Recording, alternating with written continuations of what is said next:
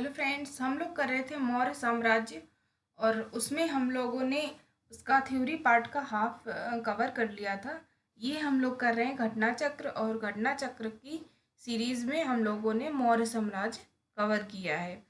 तो हाफ हमने इसके प्रीवियस लेक्चर में कवर कर लिया था। अब हम लोग हाफ इसका थ्योरी पार्ट कवर करेंगे। तो स्टार्ट करते हैं हम लोग। मेगास्थनीज की इंडिका में पाटलिपुत्र के नगर प्रशासन का वर्णन मिलता है। इसके अनुसार पाटलिपुत्र नगर का प्रशासन 30 सदस्यों वाली समिति के द्वारा होता था। इसमें कुल 6 समितियां होती थीं और प्रत्येक समिति में 5 सदस्य होते थे। तीसरी समिति जनगणना का हिसाब रखती थी। तो जो तीसरी समिति थी वो जनगणना का हिसाब रखती थी। वर्तमान में भी ये कार्य नगर पालिका प्रशासन के द्वारा किया जाता है। तो जो वर्तमान में जनगणना का काम है वो नगर पालिका प्रशासन के द्वारा किया जाता है। छठी समिति का कार्य बिक्री कर वसूलना था। विक्रय कर मूल्य का 10वें भाग के रूप में वसूल किया जाता था। करों की चोरी करने वालों को मृत्युदंड दिया जाता था। तो जो मौर्य वंश था, इसमें जो कर की चोरी करते थे उन्हें मृत्युदंड दिया जाता था। वह नगर के पदाधिकारियों को एस्टियोनोमोई कहते थे। तो जो नगर का जो पदाधिकारी होता था उसे एस्टियोनोमोई कहा जाता था। मेगास्थनीज सेल्यूकस निकेटर द्वारा चंद्रगुप्त मौर्य की राजसभा में भेजा गया एक यूनानी राजदूत था। तो जो मेगास्थनीज था वो चंद्रगुप्त मौर्य की राजदरबार में आया था। और किसने भेजा था? Seleucus Nicator.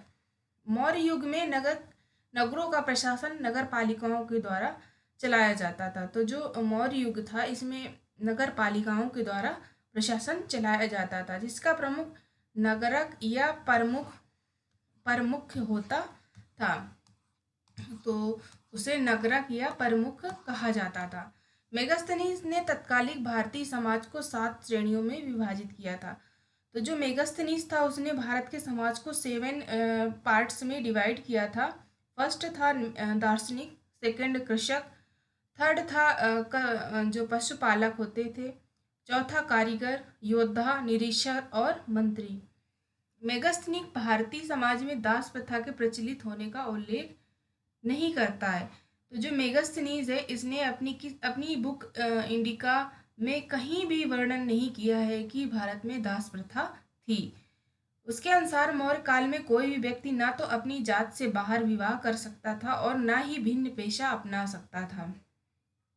तो जो मौर्य काल में लोग थे वो जो जिस जाति में पैदा हुए वो उसी जाति में ही शादी करेंगे और अपना कोई पेशा भी नहीं चेंज कर सकता था। ऐसा मेगास्थनीज के द्वारा उल्लेख किया गया है। इतिहासकार स्मिथ के अनुसार हिंदकुश पर्वत भारत की वैज्ञानिक सीमा थी। तो जो हिंदकुश पर्वत था वो भारत की एक वैज्ञानिक सीमा के रूप में वर्णन किया गया। ये किसने बोला है? स्मिथ। अशोक के अभिलेखों में मौर्य साम्राज्य के 5 प्रांत के नाम मिलते हैं। तो जो अशोक का अभिलेख है उसमें कितने प्रांत मिलते हैं? 5 प्रांत। उत्तरापथ, अवंतीरठ, कलिंग, दक्षिणापथ और प्राच्य। तो उत्तरापथ की राजधानी क्या थी? तक्षशिला।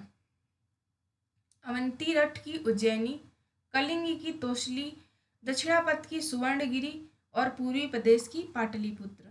भाग एवं बलि प्राचीन भारत के राजस्व के स्रोत थे। अर्थशास्त्र से ज्ञात होता है कि राजा भूमि का मालिक होता था और भूमि से उत्पन्न उत्पादन में एक भाग का अधिकारी होता था। इसे भाग को ही कर कहा इस कर को भाग कहा जाता था। इस प्रकार बलि भी राजस्व का स्रोत थी। तो जो भू राजस्व का जो कर होता था उसे हम लोग बलि बोलते हैं। मौर्य परिषद में राजस्व एकत्र करने के जो कार्य करता था उसको क्या बोला जाता था? समाहर्ता। अंतपाल सीमा रक्षक सीमावर्ती दुर्गों की देखभाल करता था और प्रतिष्ठा विषयों में कमिश्नरियों का प्रशासक था। उपर्युक्त पदाधिकारियों के अतिरिक्त अन्य पदाधिकारी इस प्रकार थे। जैसे क्या बोला जाता था? पण्याध्यक्ष, सुराध्यक्ष, शूनाध्यक्ष, गणिकाध्यक्ष। तो गणिकाध्यक्ष किसे बोला जाता था? वेश्याओं का जो निरीक्षक होता था। जो बूचड़ खाने का अध्यक्ष होता था उसे सूनाध्यक्ष बोला जाता था। जो वाणिज्य का होता था अध्यक्ष उसे पण्याध्यक्ष बोला जाता था। सीताध्यक्ष जो राजकीय कृषि भूमिका विभाग का जो अधिकारी होता था उसे सीताध्यक्ष बोला जाता था। अकाराध्यक्ष खानों का जो होता था उसको हम लोग अकाराध्यक्ष बोलते थे। लक्षणाध्यक्ष छापे खाने का जो अध्यक्ष होता था उसे लक्षणाध्यक्ष बोला जाता है। लोहा अध्यक्ष धातु विभाग का जो अध्यक्ष होता था और नवाध्यक्ष जहाज रानी विभाग का अध्यक्ष होता था। अर्थशास्त्र में पति द्वारा प्रत्यक्ष पत्नी के लिए विवाह विच्छेद की अनुमति दी गई है। मौर्यकालीन समाज में तलाक की प्रथा थी। पति के बहुत समय तक विदेश में रहने और उसके शरीर में दोष होने वाली पत्नी उसे त्याग कर सकती थी। इस प्रकार पत्नी के ब्रह्मचारिणी होने या बंध्या होने जैसी दशाओं में पति उसका त्याग करने का भी अधिकारी था। विदेशियों को भारतीय समाज में मनु द्वारा व्रात छत्री का सामाजिक स्तर दिया गया है। सारनाथ स्तंभ का निर्माण अशोक के द्वारा करवाया गया। इस स्तंभ के शीर्ष पर सिंह की आकृति बनी थी जो शक्ति का प्रतीक थी। इस प्रतिकृति को भारत सरकार ने अपने प्रतीक चिन्ह के रूप में लिया है। मौर्य युगीन सभी स्तंभ चुनार के बलुआ पत्थरों से निर्मित हैं। स्थापत्य कला के दृष्टिकोण से सांची के स्तूप को सर्वश्रेष्ठ माना गया है। तो जो स्थापत्य कला का सर्वश्रेष्ठ उदाहरण क्या है? सांची का स्तूप। मध्य प्रदेश के रायसेन जिले में तो सांची का स्तूप कहाँ पर है? एमपी के रायसेन जिले में। इसका निर्माण अशोक ने कराया था। इस स्तूप का आरंभिक काल 3री शताब्दी ईसा पूर्व में था। बरहुत का जो स्तूप था वो एमपी के सतना जिले में है। सांची तथा बरहुत के स्तूपों की खोज अलेक्जेंडर कनिंघम ने की थी। तो जो सांची और बरहुत का स्तूप है उसकी जो खोज किसने की थी?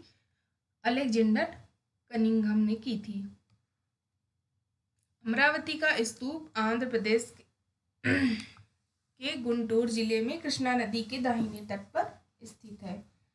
कर्नल कॉलिन मैकेंजी द्वारा 1797 में इस स्तूप का पता लगाया गया। सारनाथ का धमेश स्तूप गुप्तकालीन था जो बिना आधार के समतल भूमि पर बनाया गया था। बिहार में पटना के समीप बुलंदीबाग एवं कुम्हरहार में की गई खुदाई से मौर्य काल के लकड़ी के विशाल भवनों के अवशेष प्राप्त हुए हैं। इन्हें प्रकाश में लाने के लिए स्पूनर महोदय जो है इनका श्रेय दिया गया है। बुलंदीबाग से नगर के परकोटे के अवशेष और कुम्हहार से राजप्रसाद के अवशेष प्राप्त हुए हैं। बुलंदीबाग में पाटलिपुत्र का प्राचीन स्थान था। जिस महत्वाकांक्षी व्यक्ति ने 184 ईसा पूर्व में अंतिम मौर्य शासक बृहदत्त की हत्या करके शुंग राजवंश की स्थापना की थी। इस इतिहास में पुष्यमित्र शुंग जो विख्यात हैं। ईसा पूर्व में कुछ शताब्दियों में चंद्रगुप्त मौर्य एवं अशोक ने गिरनार क्षेत्र में जल संसाधन व्यवस्था की ओर ध्यान दिया था। तो जल संसाधन जो थे वो अशोक और चंद्रगुप्त के द्वारा थोड़े अच्छे किए गए थे। उस क्षेत्र में चंद्रगुप्त मौर्य ने सुदर्शन झील खुदवाई। तो जो गिरनार क्षेत्र था वहाँ पर चंद्रगुप्त मौर्य ने सुदर्शन झील की खुदाई करवाई थी। अशोक ने ईसा पूर्व 3री शताब्दी में इससे नहरें निकाली और सक्षत्रप रुद्रदामन ने जूनागढ़ अभिलेख से इन दोनों के कार्यों का वर्णन किया है। जूनागढ़ के शासक रुद्रदामन ने इस झील की मरम्मत कराई थी। तो जो खुदाई थी वो किसने शुरू करवाई थी? वो थे हमारे चंद्रगुप्त मौर्य। और इसका जो मरम्मत किसने करवाई थी? वो रुद्रदामन ने करवाई थी। तो ये थे मौर्य काल से रिलेटेड जो भी MCQ थ्योरी पार्ट था वो था। अब हम लोग नेक्स्ट वीडियो में इससे रिलेटेड जो भी MCQs हैं वो कवर करेंगे। तो थैंक यू।